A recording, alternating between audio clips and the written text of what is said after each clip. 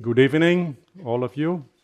I warmly welcome you to the annual lecture on Israel-Palestine, which is organized by the Leonhard-Woltjer Foundation, in Dutch Leonhard-Woltjer Stichting, co-organized by a different Jewish voice, Een Ander Joods Geluid, and the New Love, the Nieuwe Liefde, which is hosting this event.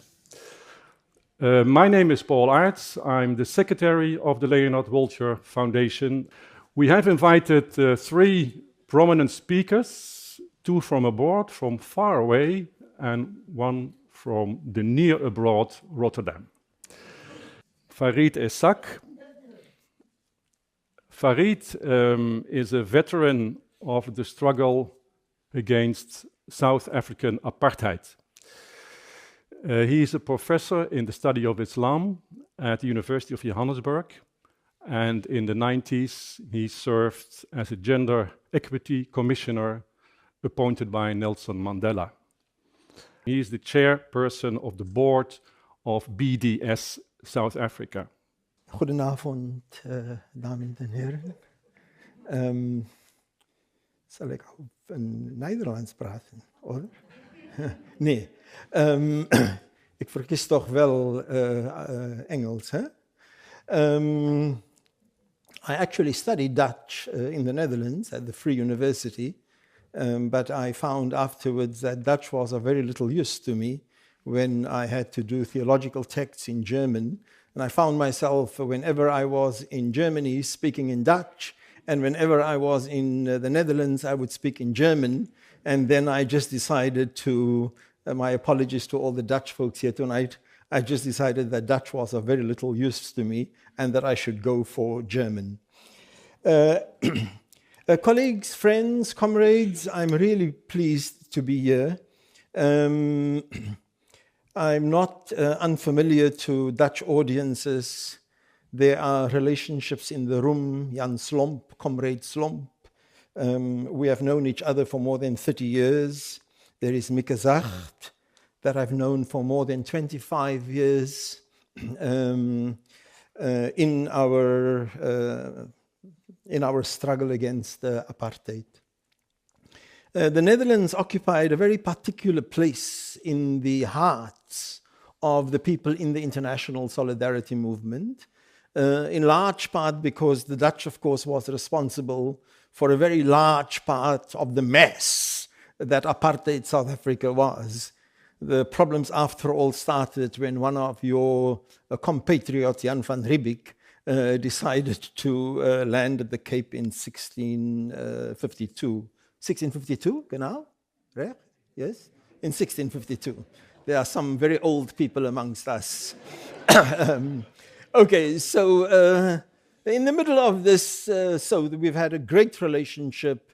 The Netherlands was one of the first countries that Nelson Mandela decided to visit after he was freed. So it's always a pleasure to be in the country of Kairos, Nederland, the country of Zuidelijke Afrika, Anti-Apartheidsbeweging, Comité Zuidelijke Afrika, KZA. Some of you will know, the tremendous role that many Dutch people played in our country's liberation struggle. And that country, while the world was mobilizing against it, at the same time it was a country of quote-unquote enormous greatness. It's a country that gave the world, apartheid South Africa this is, apartheid South Africa gave the world the first CAT scan, what we call the CAT scan, the CAT scan. Apartheid South Africa gave the world the first CAT scan. Apartheid South Africa taught the world how to produce, under the pressure of international sanctions, the international BDS movement of that time. Apartheid South Africa was a country that taught the world how to draw oil from gas, from coal. And until today, more than 42% of South Africa's own oil comes from coal. Apartheid South Africa was a country that gave the world its first heart transplant in 1967. And there's a whole list of other things that that country can boast of, including that funny little thing called the creepy crawly that the wealthy use to clean their swimming pools. And so it was a great country by any stretch of a limited imagination. And that country was entitled to exist. South Africa had a right to exist. But the question was never really about South Africa's right to exist. The question was, as what? When you, a male, come up to me and demand your right to exist, or your right to your manhood, I'm not particularly interested in entrenching your right to your manhood until I don't know a bit more about what are the implications of that.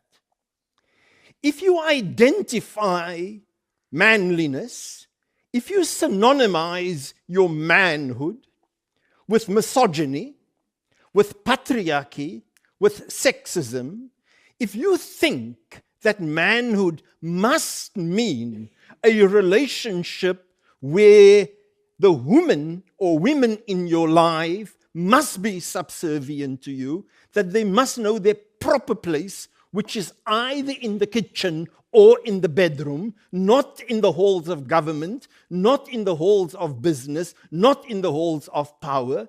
If you think that the only way that your manhood is going to be affirmed is by keeping your feet on the neck of a woman, then I will say, to hell with you and your manliness or your manhood. I refuse to recognize your understanding of what it is to be a male. And so when South Africa wanted to be recognized as a white country, when South Africa wanted its identity as an apartheid state to be affirmed, the world and black South Africans said, to hell with recognizing your right to exist as an apartheid state. And so this is my question to the question of the right of Israel to exist. As what?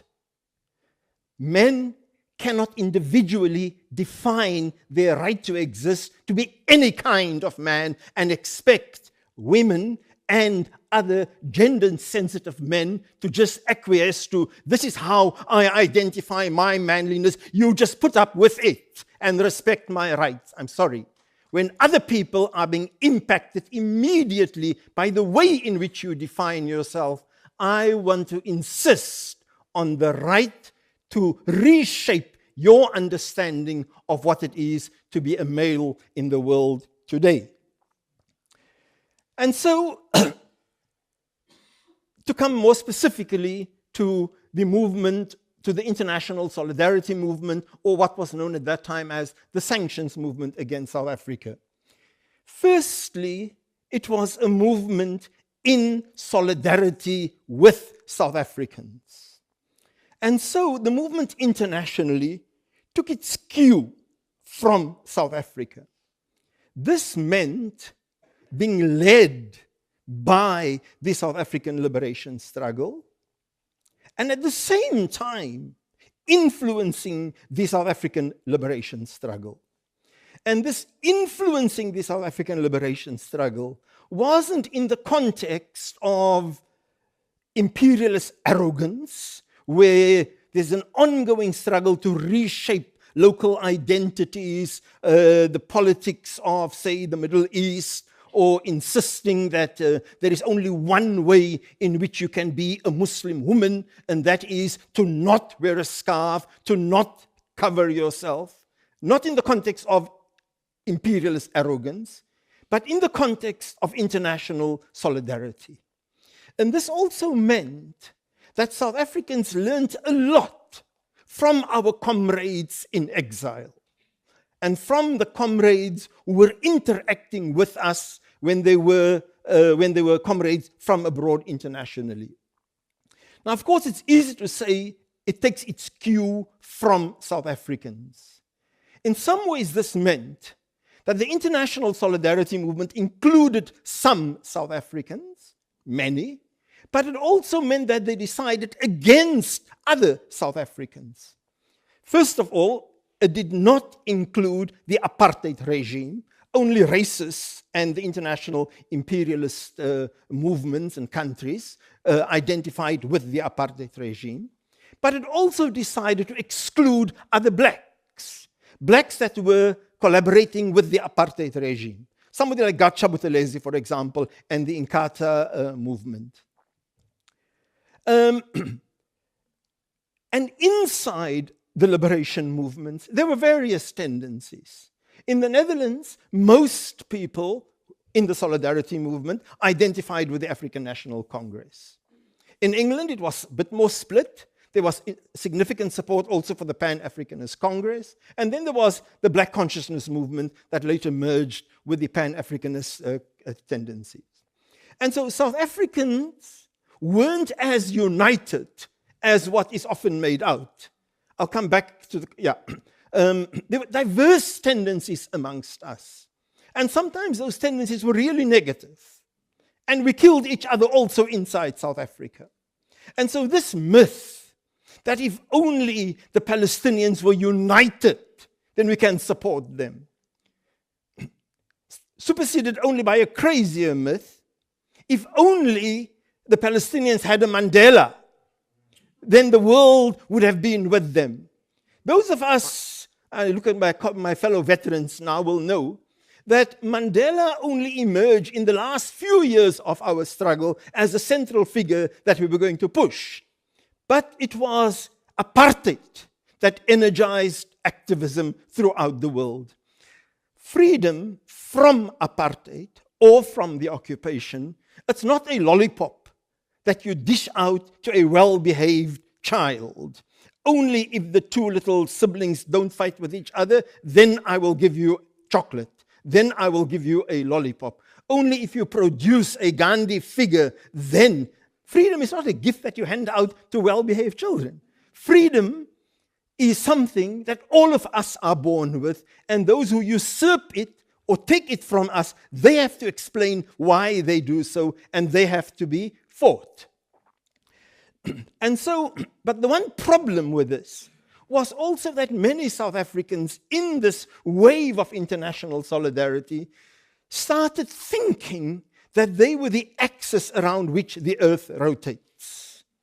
Because many activists throughout the world, as a part of their international solidarity, and some of them were involved in Latin American, in various kinds, they decided to latch onto South Africa. We were very, very grateful for this. And of course, we didn't have the question of what about, what about this, what about that? South Africans just enjoyed the fact that they were the axis around which the whole concept of international solidarity rotated around. The second point that I want to make is this. It was a strategy, the boycotting of the South African government. It wasn't a moral principle. Many ordinary people were driven by a deep sense of indignation at racism. And many of our arguments were phrased in very moral terms. But the boycott against South Africa wasn't a principle. It was a tactic that was used by the anti-apartheid movement.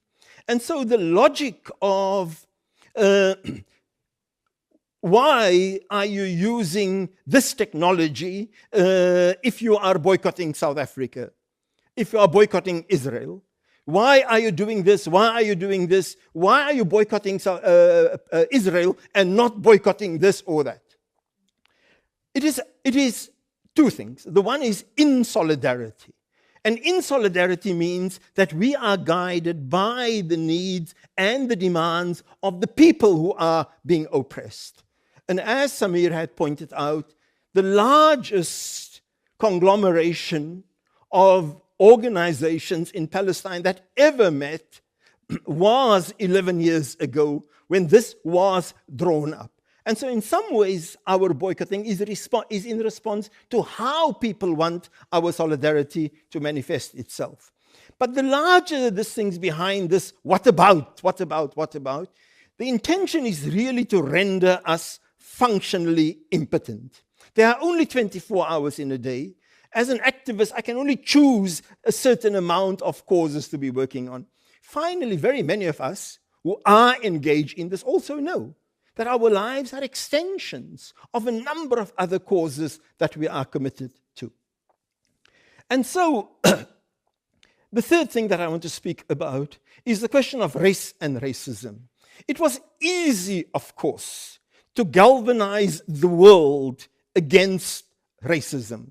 And it's interesting that I'm using the word the world, because the governments of the world certainly weren't on the side of the anti-apartheid movement, including the Dutch government. You guys will know how many times we had to go to your foreign affairs office, go and lobby them for this, go and lobby them for that, and so on. But the governments on the whole weren't in support of the movement against apartheid.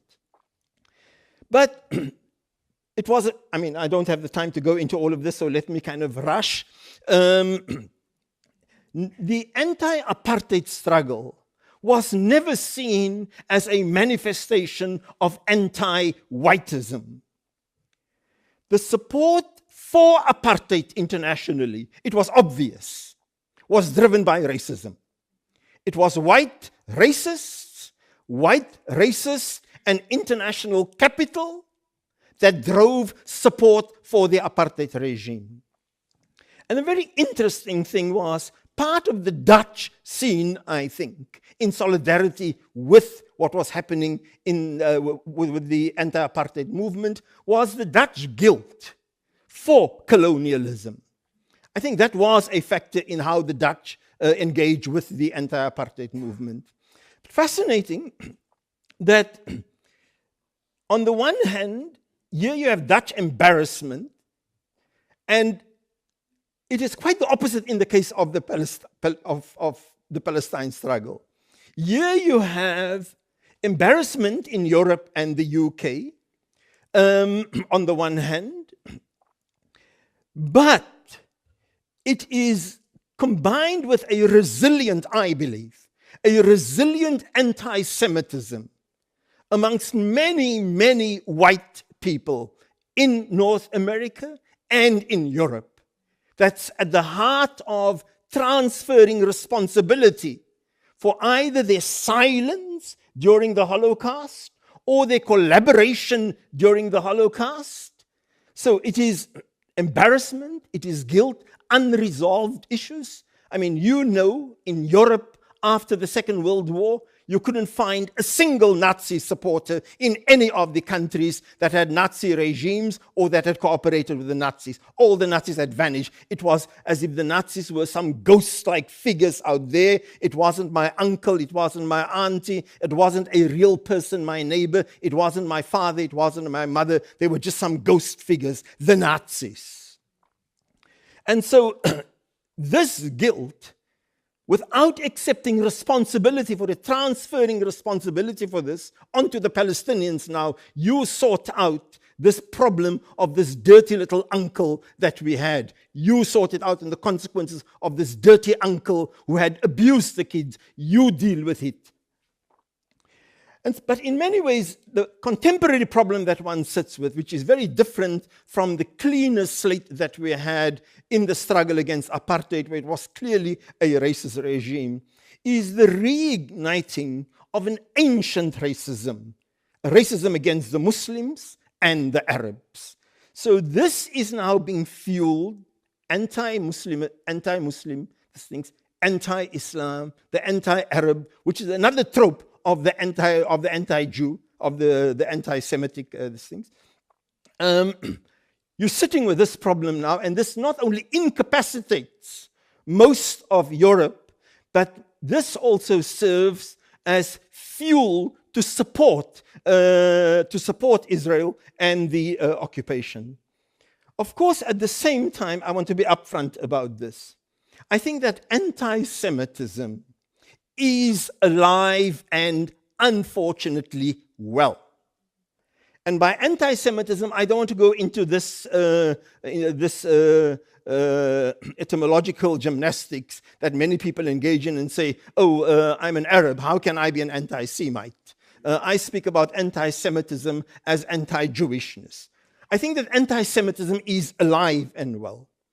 I have located rare manifestations of it at Palestine solidarity events. Whenever I locate it, I intervene immediately because I'm a principled opponent of all forms of racism. But it's also true, I think, that anti-Semitism is being privileged above other forms of racisms. I think that anti-Semitism is manifesting itself in large parts as an extension of white privilege. And so I want to be clear about the fact that anti-Semitism, to think that evil runs in the blood of people, it is a disease. It is a sickness. It manifests itself at a smaller level, simple jokes about the Jews as stingy, the Jews as this and that, and it culminates into events like the Holocaust. Anti-Semitism is despicable in all its forms. But I also, certainly in a daily context where I operate, I see anti-Semitism effectively functioning as an extension of white privilege, where you elevate prejudices against Jews above all other forms of prejudices. And so it's not you're concerned about black lives. It's not that you're concerned about other forms of racism. I think that all forms of racism is abominable, and that we need to be careful that we don't elevate one form of racism against another. Particularly if, it's like saying, during the apartheid years, this is a dreadful song that we sang, and I was only a teenager when we sang the song. I can't sing the song in front of you, in part because if there's one guy that's not going to be recognized for being a good solo singer, it is Farid Esack. That's the first reason why I can't sing the song. The other things are just nasty. But this is a song that we sang in our thousands at stadiums against apartheid. Arson, rape, and bloody murder. Arson, rape, and bloody murder. Arson, rape, and bloody murder. Arson, rape, and bloody murder when the Black Revolution comes. This was dreadful. This is despicable. It's misogynistic. It's hate speech. In the middle of this, friends, I want to insist that while our responses as black people to apartheid was a deeply flawed, to say the least, a deeply flawed, in reality, a despicable response, deeply problematic. This is true. But we, as black people, we were not the problem. Apartheid was still the problem. Our responses to apartheid was problematic. And so the responses of the Palestinian people, the responses of the international solidarity movement may be flawed. The responses of Muslims in many parts of the world to the occupations, it's deeply flawed, very, very problematic, but they're not the problem. Occupation, racism, the dispossession of people from the lands that they've occupied for centuries, that remains the problem. Thank you very much. Thank you very much. First of all, I don't quite know if I would spend a huge amount of 20 minutes allocated to me to dissect the inadequacies of that crowd who sang arson, rape, and bloody murder. I acknowledge that that friends, genuine friends and comrades of the movement, can see the problems with a song like that and speak the truth to that people at that moment and say, look, you know, this is racist. And if you're going to be singing songs like this during the course of the struggles, then your vision for a new society is deeply flawed. But at the end of the day, I will insist, as I said during my talk, that the problematic responses are problematic responses. They're not the problem. And I think that the responses of the oppressed have to be discussed as we did during the course of the night. And at the same time, that is not the thing that should occupy our lives and the bulk of our attention. Speak no lies, claim no easy victories, as Amilcar Cabral said. The second thing that I want to point out is this. This whole idea that, that sanctions had a very limited impact on the South African economy. Yes, indeed, that is true. But we were speaking about sanctions as part of an international solidarity movement. It wasn't a question of simply economic sanctions, and then as an economist you do your calculations and then says, the mass movement that was lauded so much and spoken about inside South Africa and so on, there was an organic link between that mass movement and the international solidarity movement, and there was an organic link between the international solidarity movement and the armed struggle. Our military wing, Umkhonto weSizwe, they were trained in Algeria, in Tanzania, in Cuba, in the Soviet Union, and they were funded by Sweden. The Dutch, the International Anti-Apartheid Movement, the International Defense and Aid Fund, financially supported all the Call of Islam, the organization that I co-founded and headed, and that was responsible for the mobilization of thousands and thousands of Muslims inside the... We were funded by the Dutch Council of Churches. We were funded by HIFOS. And so that mass mobilization that we're talking about, it's not a question of, when you say, inside South Africa itself. It was an extension of what was happening at an international level. The military victory at Cuito Carnavale in Angola, it was... I'm not addressing your... I didn't say I'm addressing your question.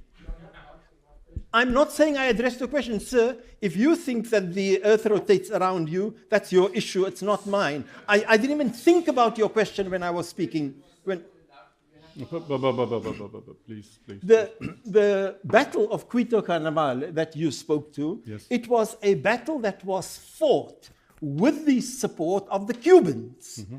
And so I'm saying that the idea that the South Africans on their own, without this international solidarity, is a false one.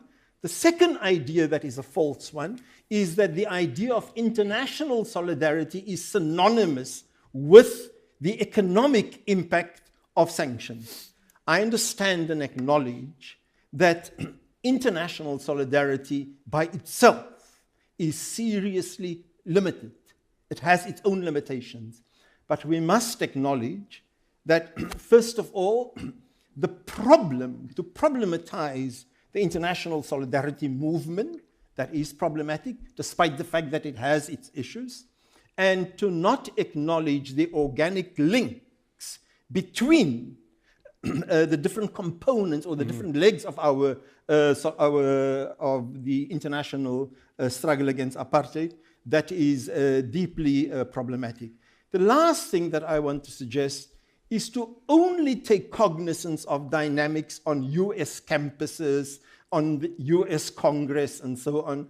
That is quite problematic for us who come from the global South. Internationally, politically, we understand the importance and the centrality of what happens in the United States to Israel.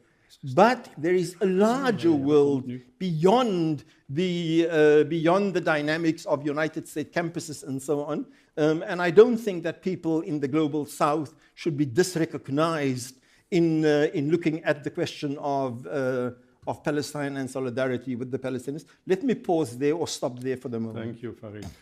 First of all, I want to apologize to the gentleman at the back there.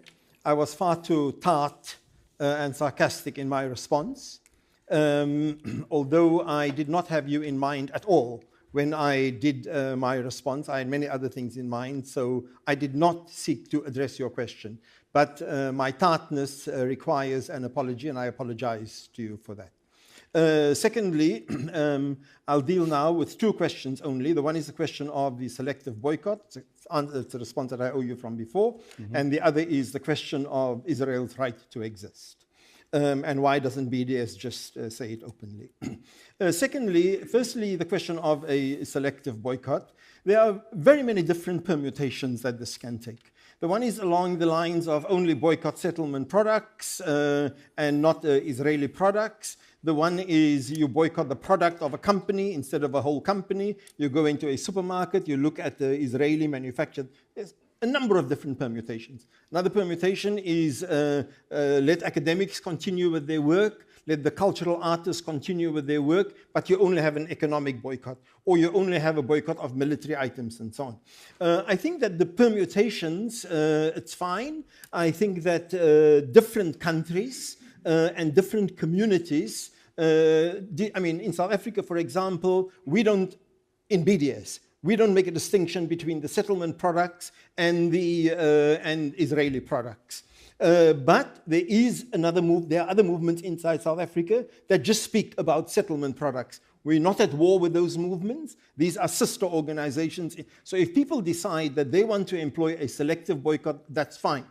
Generally, it's of Israeli institutions and anything that could be used by Israel and by the Zionist elements inside Israel to enhance their own the legitimacy of the occupation or the legitimacy of the state. It is anything that enhances that we are opposed to.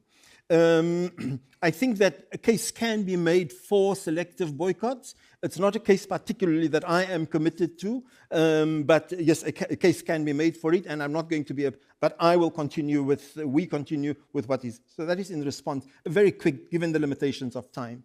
Secondly, the question of Israel's right to exist.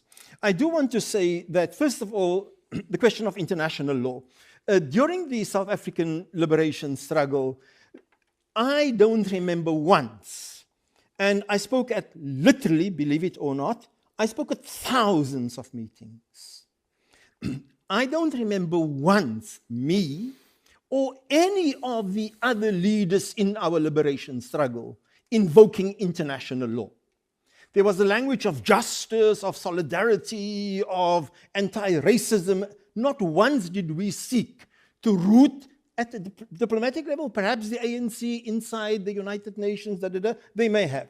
But not once did we seek to legitimate our struggle inside international law. Racism was wrong, whether the law said it or not. Apartheid was wrong, whether the law was on the side of apartheid or not. There were a couple of legal victories, but they didn't have any particular impact on us on the ground itself. Finally, I want to say, I addressed the question of Israel's right to exist. I am not going to be trapped into answering that question. I will insist, tell me what kind of a manhood you are ascribing to. If you have had a pattern, a history of an abusive relationship with women, then I have the right to ask you, explain to me where your borders are, explain to me what you mean by your manliness before you put the ball in my court to recognize. So your right to exist as a human being is there. But states, unlike me or you, states come and go. There is nothing permanent about any particular state.